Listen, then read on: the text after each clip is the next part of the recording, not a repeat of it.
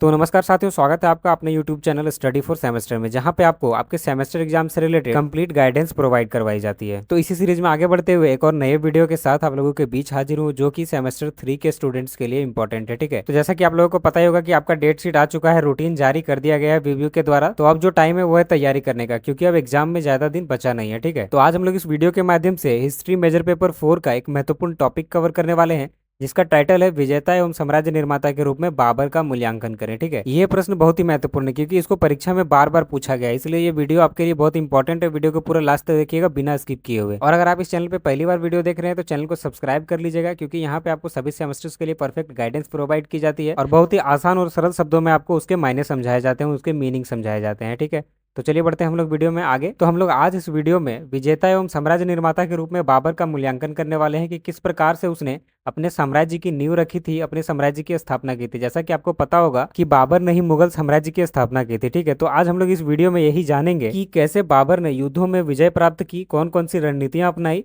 और किस तरह उसने एक शक्तिशाली साम्राज्य की नींव रखी, जो आने वाले कई सदियों तक इतिहास की धुरी बना रहा। ठीक है, और साथ ही अगर हम लोग बात करें बाबर का, तो बाबर एक ऐसा व्यक्ति था जो काफी कुशल रणनीतिकार होने के साथ साथ दूरदर्शी प्रशासक भी था। तो चलिए अब हम लोग वीडियो में बढ़ते हैं और इसी चीज को देखेंगे कि किस प्रकार से हम लोगों को अपने आंसर शीट में लिखना है। ठीक है, तो देखिए जिस प्रकार से मैं वीडियो में बता रहा हूँ उसी प्रकार से आपको उत्तर लिखना है, ताकि अच्छे से अच्छे मार्क्स आपको मिल सके। ठीक है, तो इसी प्रकार से उत्तर में आपको सबसे पहले बाबर का प्रारंभिक जीवन और पृष्ठभूमि के बारे में थोड़ा सा चर्चा करना है। ठीक है, एक हेडिंग बना लीजिएगा, प्रारंभिक जीवन और पृष्ठभूमि। इसमें लिखिएगा कि बाबर का जन्म 14 फरवरी 1483 ईस्वी को फरगना में हुआ था। वह पिता की ओर से तैमूर और माता की ओर से चंगेज खां की वंशावली से था। तो देखिए क्या है कि बाबर, जिसका पूरा नाम जहीरुद्दीन मोहम्मद बाबर था, उसका जन्म 14 फरवरी 1483 ईस्वी को फरगना में हुआ था। फरगना अभी वर्तमान में उज्बेकिस्तान में पड़ता है। ठीक है, और बाबर पिता की ओर से तैमूर के वंशज थे और अपनी माता की ओर से चंगेज खां के वंशज थे। ठीक है, अब आगे बढ़ेंगे कि 12 वर्ष की आयु में बाबर फरगना की गद्दी पर बैठा और यहीं से उसके संघर्षशील जीवन की शुरुआत होती है। प्रारंभिक जीवन में ही उसे आंतरिक विद्रोहों, बाहरी आक्रमणों और राजनीतिक अस्थिरता से जूझना पड़ा। आगे है कि बाबर का मुख्य उद्देश्य काबुल और समरकंद को नियंत्रित करना था, किंतु बार बार विफलताओं और संघर्षों ने उसे भारत की ओर मोड़ दिया। भारत की तत्कालीन राजनीतिक स्थिति, विशेषतः दिल्ली सल्तनत की दुर्बलता ने उसे अवसर प्रदान किया। तो देखिए क्या है कि बाबर जो है ना, वो बहुत ही कम उम्र में अपनी गद्दी पे बैठ गया था, फरगना की गद्दी पे बैठ गया था। मात्र 12 साल का था तब से वह फरगना की गद्दी को संभालने के लिए तैयार हो गया था। ठीक है, लेकिन इतने कम उम्र में इतने बड़े राज्य को चलाना बहुत ही आसान नहीं हुआ। ठीक है, इसी प्रकार से उसका भी जो प्रारंभिक जीवन था बहुत ही संघर्षशील रहा। बाबर को कई बार आंतरिक विद्रोहों का सामना करना पड़ा, बाहरी आक्रमणों का सामना करना पड़ा और साथ ही उनके अपने क्षेत्र में राजनीतिक अस्थिरता से भी जूझना पड़ा। और देखिए बाबर का मुख्य उद्देश्य भारत में आना था ही नहीं, उसका मुख्य उद्देश्य था काबुल और समरकंद के इलाकों को अपना नियंत्रण में लाना। ठीक है, लेकिन वहां पे इन्होंने बार बार आक्रमण किया और हर बार इसको असफलता ही हाथ लगी, जिसके कारण से ये भारत की ओर मुड़े और यहाँ पे इसका साथ दिया दिल्ली सल्तनत की दुर्बलता ने। ठीक है, तो क्या बात है कि उस टाइम तक दिल्ली सल्तनत काफी कमजोर हो गई थी। ठीक है, और इसी चीज का फायदा उठाकर बाबर ने भारत पर आक्रमण किया और मुगल वंश का स्थापना किया था। ठीक है, तो इस प्रकार से प्रारंभिक जीवन और पृष्ठभूमि को डिस्क्राइब करना है। अब हम लोग आगे बढ़ेंगे कि विजेता के रूप में बाबर का क्या क्या योगदान था और क्या क्या उसकी उपलब्धियां थी। ठीक है, तो हम लोग आगे बढ़ेंगे और आगे एक हेडिंग बना करके लिखेंगे विजेता के रूप में बाबर। अब हम लोग एक एक करके उस पॉइंट को देखते हैं। ठीक है, तो सबसे पहला टॉपिक हमारा क्या है कि भारत पर आक्रमणों की पृष्ठभूमि। इसमें आपको लिखना है कि बाबर ने भारत पर कुल 5 बार आक्रमण किए। पहले 4 आक्रमण उत्तर पश्चिम सीमा के क्षेत्र तक सीमित रहे, लेकिन 5वां आक्रमण निर्णायक सिद्ध हुआ। भारत में तत्कालीन सत्ता के प्रमुख केंद्रों में अस्थिरता थी, खासकर दिल्ली में इब्राहिम लोदी और पंजाब में दौलत खां के बीच संघर्ष। दौलत खां लोदी, राणा सांगा और आलम खां जैसे स्थानीय सरदारों ने बाबर को भारत पर आक्रमण करने का निमंत्रण दिया। बाबर ने इस अवसर का लाभ उठाया और भारत की भूमि में कदम रखा। इस टॉपिक में हम लोग डिस्क्राइब किए हैं कि भारत में बाबर किस प्रकार से आता है। ठीक है, तो बाबर ने भारत में कुल 5 बार आक्रमण किए थे, जिसमें से जो 4 थे वह भारत के उत्तर पश्चिम सीमा के क्षेत्रों तक ही सीमित रहे, लेकिन जो 5वां आक्रमण था वही निर्णायक सिद्ध हुआ। ठीक है, और देखिए क्या था कि भारत में जो दिल्ली सल्तनत चली आ रही थी वो काफी कमजोर हो चुकी थी और खास करके इब्राहिम लोदी, दिल्ली के इब्राहिम लोदी और पंजाब में जो दौलत खां लोदी थे, उन दोनों के बीच संघर्ष चल रहा था, जिस वजह से किसी ने भी मजबूती से उसका सामना नहीं किया। और साथ ही क्या है कि दौलत खां लोदी और आलम खां लोदी जो है वो इब्राहिम के खिलाफ थे। ठीक है, और चाहते थे कि इब्राहिम लोदी को उसके सत्ता से हटा दिया जाए। इसीलिए दौलत खां लोदी, आलम खां लोदी और राणा सांगा, इन तीनों ने मिलकर के बाबर को इन्वाइट किया कि आप आकर के क्या कीजिए, भारत पे आक्रमण कीजिए और इब्राहिम लोदी को उसके गद्दी से हटा दीजिए। ठीक है, और इसका भरपूर फायदा उठाया बाबर ने और यहीं से वो भारत की भूमि पर कदम रखा। ठीक है, अब दूसरा पॉइंट है पानीपत की पहली लड़ाई, जो 1526 ईस्वी में लड़ी गई थी। ठीक है, इसमें लिखेंगे हम लोग कि बाबर की सबसे महत्वपूर्ण विजय बयान 21 अप्रैल 1526 को पानीपत की पहली लड़ाई के रूप में सामने आया। यह युद्ध बाबर और दिल्ली के सल्तनत इब्राहिम लोदी के बीच हुआ। बाबर की सेना लगभग 12,000 थी, जबकि इब्राहिम लोदी के पास 1 लाख से अधिक सैनिक थे। बावजूद इसके बाबर ने अपने रणनीतिक कौशल और तुर्की युद्ध पद्धति का प्रयोग कर विजय प्राप्त की। इस युद्ध में बाबर ने दो प्रमुख युद्ध तकनीकों का प्रयोग किया। तो देखिए क्या है कि बाबर का जो सबसे पहला महत्वपूर्ण विजय अभियान जो माना जाता है वो 21 अप्रैल को जो 1526 ईस्वी में पानीपत की पहली लड़ाई हुई थी उसको माना जाता है। ठीक है, यह युद्ध दिल्ली सल्तनत के इब्राहिम लोदी और बाबर के बीच हुआ था। अभी ऊपर बताई थे कि इसको बुलाया ही गया था इब्राहिम लोदी को गद्दी से हटाने के लिए। और सबसे खास बात क्या थी ना कि बाबर के पास मात्र 12,000 की सेना थी, जबकि इब्राहिम लोदी के पास 1 लाख से भी अधिक सैनिक थे। बावजूद इसके इब्राहिम लोदी युद्ध हार जाता है और बाबर युद्ध जीत जाता है। इसका मेन कारण था कि बाबर ने युद्ध में दो प्रमुख युद्ध तकनीकों का प्रयोग किया था। वो कौन कौन से प्रमुख तकनीक थे उसको हम लोग नीचे अब लिखेंगे। ठीक है, तो बाबर ने युद्ध जीतने के लिए सबसे पहले तुगलमा प्रणाली का यूज किया था। इसमें क्या होता था, जिसमें सेना को अलग अलग भागों में बांटकर शत्रु को घेरने की योजना बनाई जाती थी। ठीक है, तो देखिए बाबर ने क्या किया कि एक युद्ध प्रणाली अपनाया जिसको तुगलमा युद्ध प्रणाली बोला जाता है। ठीक है, इसमें क्या होता था कि सैनिक को अलग अलग भागों में बांट करके और शत्रु को घेरने की योजना बनाई जाती थी। और दूसरा महत्वपूर्ण काम उसने युद्ध जीतने के लिए किया था वो था तोपों का प्रयोग। ठीक है, भारत में तोपों का संगठित प्रयोग पहली बार बाबर ने ही किया था। तो देखिए यहाँ पे आपको 1 नंबर का वैकल्पिक प्रश्न जो होता है वो भी पूछा जा सकता है कि भारत में पहली बार तोपों का प्रयोग किसने किया था। तो किसने किया था, बाबर ने ही किया था। ठीक है, और कब किया था, 1526 की पानीपत की लड़ाई में। इसी पॉइंट में आगे लिखेंगे कि इस विजय ने दिल्ली की गद्दी पर बाबर का अधिकार स्थापित कर दिया और मुगल साम्राज्य की नींव पड़ी। अब हमारा अगला टॉपिक है खानवा का युद्ध 1527 ईस्वी का। ठीक है, इसमें लिखेंगे कि बाबर की विजय यात्रा का अगला महत्वपूर्ण पड़ाव था राणा सांगा से सामना। राणा सांगा एक शक्तिशाली राजपूत शासक थे जिन्होंने बाबर को भारत से बाहर निकालने के लिए कई राजपूत राजाओं को संगठित किया। यह युद्ध बाबर के लिए सबसे कठिन रहा। राणा सांगा की सेना संख्या में अधिक थी, लेकिन बाबर ने यहाँ भी अपने संगठन, तोपखाने और प्रेरणादायक नेतृत्व से निर्णायक विजय प्राप्त की। इस युद्ध के बाद बाबर ने खुद को गाजी की उपाधि दी, अर्थात इस्लाम के शत्रुओं पर विजय प्राप्त करने वाला। तो देखिए कुछ इतिहासकारों का मानना है कि राणा सांगा ने भी बाबर को इनवाइट करने में अपना अहम योगदान निभाया था। ठीक है, अभी मैंने आपको ऊपर बताया था ना कि इसको इब्राहिम लोदी को गद्दी से हटाने के लिए दौलत खान लोदी और आलम खान लोदी ने और साथ में मिलकर के राणा सांगा ने भी बाबर को इनवाइट किया था आक्रमण करने के लिए भारत पे। ठीक है, और यहाँ पे क्या हुआ आगे कि आकर के ये राणा सांगा से ही लड़ने के लिए तैयार हो गया। खानवा का युद्ध में ये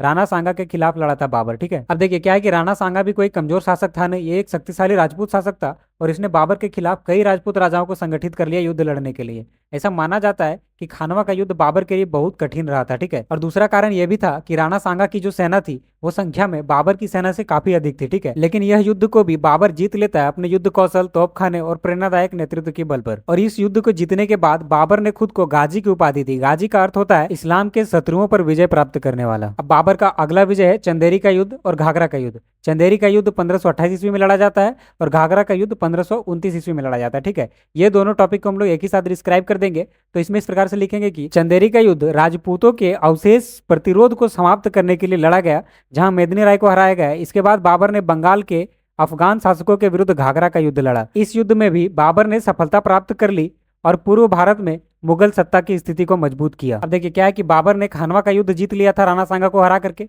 उसके बाद यहाँ पे जो बचे थे मेदिनी राय। ठीक है, मेदिनी राय को हराने के लिए और उसके क्षेत्र को अपने नियंत्रण में लेने के लिए चंदेरी का युद्ध लड़ते हैं, जहाँ पे मेदिनी राय को हरा करके उसके क्षेत्र को अपने कब्जे में कर लेते हैं। उसके बाद वह बंगाल के जो अफगान शासक थे उसके विरुद्ध घाघरा का युद्ध लड़ते हैं और ये दोनों युद्ध बाबर जीत जाता है। ठीक है, और ये दोनों युद्ध जीतने के बाद पूर्वी भारत में भी मुगल की स्थिति जो थी वो मजबूत हो गई थी। ठीक है, तो इस प्रकार से बाबर भारत में एक एक युद्ध को जीतता गया और अपने साम्राज्य को मजबूती प्रदान करता गया। ठीक है, अब हम लोग देखेंगे साम्राज्य निर्माता के रूप में बाबर। अगला टॉपिक है हमारा साम्राज्य निर्माता के रूप में बाबर, इसको हम लोग डिस्क्राइब करेंगे। अब ठीक है, इसमें पहले पॉइंट में आपको लिखना है साम्राज्य की नींव। इसमें हम लोग लिखेंगे कि बाबर ने केवल युद्ध जीतने का कार्य नहीं किया, बल्कि उसने एक संगठित और सुदृढ़ शासन प्रणाली की नींव भी रखी। भारत में एक नई तुर्क मुगल परंपरा के तहत उसने शासन की संरचना की, जिसमें प्रशासनिक दक्षता, सैन्य अनुशासन और सांस्कृतिक समरसता का समावेश था। तो देखिए क्या है कि बाबर ने केवल युद्ध जीतने का कार्य नहीं किया, केवल वो युद्ध नहीं जीतते गया बल्कि एक संगठित और सुदृढ़ शासन प्रणाली की नींव भी रखी थी। ठीक है, बाबर ने भारत में एक नए तुर्क मुगल परंपरा के तहत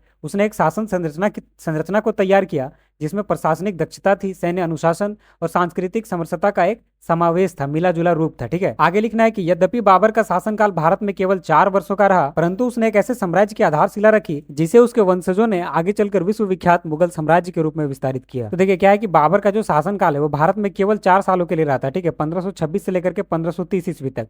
लेकिन इन्हीं 4 सालों में उसने एक ऐसे साम्राज्य की नींव रखी, ऐसे साम्राज्य की आधारशिला रखी जिसे उसके वंशजों ने आगे चलकर एक विश्वविख्यात मुगल साम्राज्य के रूप में विस्तारित किया था। ठीक है, अब अगला टॉपिक है प्रशासनिक दृष्टिकोण। ठीक है, इसमें हम लोग लिखना है कि बाबर ने एक केंद्रीकृत प्रशासन प्रणाली की नींव रखी। वह स्वयं सैनिकों और अधिकारियों पर सीधा नजर रखता था। यद्यपि उसने पूर्ण रूप से संस्थागत संरचना विकसित नहीं की, लेकिन उसके द्वारा रखी गई आधारभूत नीतियां जैसे कि भू राजस्व व्यवस्था, नियुक्तियों में योग्यता, सैन्य संगठन आगे चलकर अकबर और अन्य मुगल शासकों द्वारा विकसित की गई। तो देखिए क्या है कि बाबर ने ना एक केंद्रीकृत शासन प्रणाली की नींव रखी और वह स्वयं अधिकारियों और सैनिकों पे अपना कंट्रोल रखता था, उस पर नजर रखता था। ठीक है, भले ही बाबर ने संस्थागत संरचना विकसित नहीं कर पाए, लेकिन उसने जो आधारभूत नीतियां रखी थी, कुछ नीतियां जो उसने बनाई थी जैसे भू राजस्व व्यवस्था, नियुक्तियों में योग्यता को प्राथमिकता देना, सैन्य संगठन, ये सब चलकर आगे के अन्य मुगल शासक जो हुए जैसे अकबर वगैरह, तो इन लोगों ने उसको आगे विकसित किया। ठीक है, इन सभी नीतियों को बनाने वाले बाबर ही थे, लेकिन उतना इसको विकसित नहीं कर पाया जो आगे के मुगल शासकों ने इसको किया। ठीक है, अब आगे आपको लिखना है तीसरा टॉपिक के रूप में सांस्कृतिक योगदान। इसमें लिखेंगे कि बाबर एक विजेता और शासक होने के साथ साथ एक विद्वान और कवि भी था। उसकी आत्मकथा तुजु के बाबरी, जिसको बाबरनामा भी कहते हैं, उनकी बौद्धिक दृष्टि, कला प्रेम और प्राकृतिक सौंदर्य के प्रति झुकाव को दर्शाती है। यह पुस्तक फारसी और तुर्की भाषा में लिखी गई और भारतीय उपमहाद्वीप में मध्यकालीन इतिहास का अमूल्य स्रोत है। आगे लिखेंगे कि बाबर को बागवानी से भी अत्यधिक प्रेम था। उसने भारत में कई बागों की स्थापना की, विशेषकर आगरा और लाहौर में। ये बाग तुर्क मुगल वास्तुकला और फारसी शैली के मिश्रण का प्रतीक थे। तो अब इस टॉपिक को समझिए। इसमें क्या है कि बाबर एक विजेता होने के साथ साथ एक विद्वान और कवि भी था। ठीक है, उसकी एक आत्मकथा है जिसको बाबरनामा या तुजु के बाबरी कहा जाता है।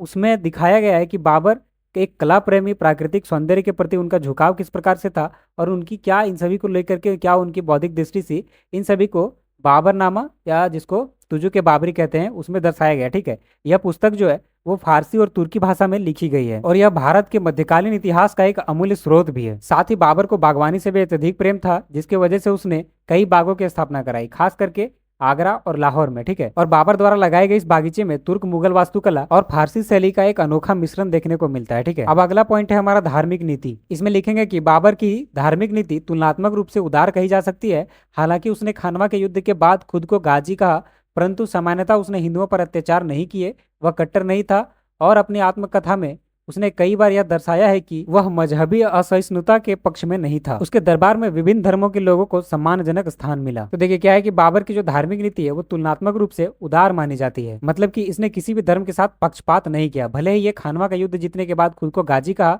मतलब कि इस्लाम धर्म के विरोधियों के ऊपर विजय प्राप्त करने वाला, लेकिन उसके बावजूद ये कट्टर नहीं था। ठीक है, बाबर के दरबार में विभिन्न धर्म के लोगों को सम्मानजनक स्थान मिला था। सभी धर्म के लोग बाबर के दरबार में रहते थे। ठीक है, अब अगला पॉइंट आपको लिखना है स्थायित्व और उत्तराधिकार। इसमें लिखेंगे कि बाबर का सबसे बड़ा योगदान यह था कि उसने एक ऐसे शासन की नींव रखी जो तत्कालीन भारतीय सत्ता संघर्ष से ऊपर था। उसने दिल्ली और आगरा को केंद्र बनाकर सत्ता को संगठित किया, अफगानों और राजपूतों का प्रतिरोध तोड़ा और अपने पुत्र हुमायूं के लिए एक सुदृढ़ विरासत छोड़ी। बाबर ने अपने जीवन के अंतिम क्षणों में हुमायूं की रक्षा के लिए प्रार्थना की थी और यह कथित है कि उसने अपने प्राणों की आहुति देकर पुत्र को बचाया। यह घटना उसे केवल एक विजेता नहीं बल्कि एक संवेदनशील पिता और उत्तरदायी सम्राट के रूप में भी प्रतिष्ठित करती है। तो चलिए, ये टॉपिक तो आसान है, समझ गए होंगे। अब हम लोग आगे बढ़ते हैं निष्कर्ष की तरफ। ठीक है, निष्कर्ष फाइनल आपको लास्ट में लिखना होता है कि इस पूरे उत्तर का आपका क्या निष्कर्ष निकला। ठीक है, तो हम लोग निष्कर्ष में लिखेंगे कि बाबर का व्यक्तित्व बहुआयामी था। वह एक योद्धा था, एक रणनीतिकार था, एक प्रशासनिक दूरदर्शी था और एक कवि भी था। मतलब कि बाबर का जो व्यक्तित्व है वो बहुआयामी था। ठीक है, वो योद्धा होने के साथ साथ एक कुशल रणनीतिकार थे, एक प्रशासनिक दूरदर्शक थे और साथ ही कवि भी थे। आगे लिखेंगे कि एक विजेता के रूप में उसने कठिन परिस्थितियों में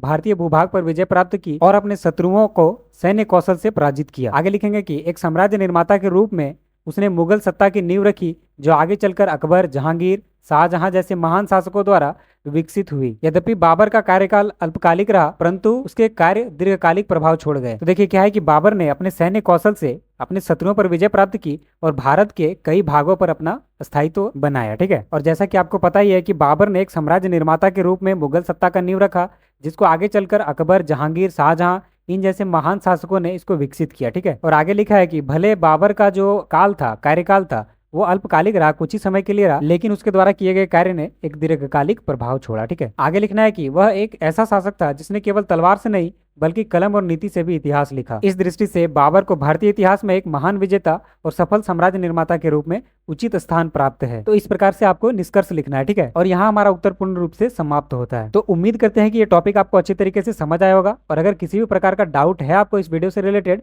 तो आप कमेंट सेक्शन में लिख सकते हैं, वहाँ पे आपको रिप्लाई जरूर मिलेगा, ठीक है। और अगर आप इस चैनल पे पहली बार वीडियो देख रहे हैं तो चैनल को सब्सक्राइब जरूर कर लीजिएगा, क्योंकि यहाँ पे हम आपको सेमेस्टर एग्जाम से रिलेटेड जितने भी महत्वपूर्ण प्रश्न हैं उसके इसी प्रकार से हल प्रोवाइड करवाते हैं और आसान शब्दों में समझाते हैं, ताकि आप अपने एग्जाम में बिना भूले और अच्छे से आंसर को लिख सको, ठीक है। तो आज की इस वीडियो में इतना ही, मिलते हैं फिर से किसी नेक्स्ट वीडियो में इंपॉर्टेंट टॉपिक के साथ। तब तक के लिए धन्यवाद।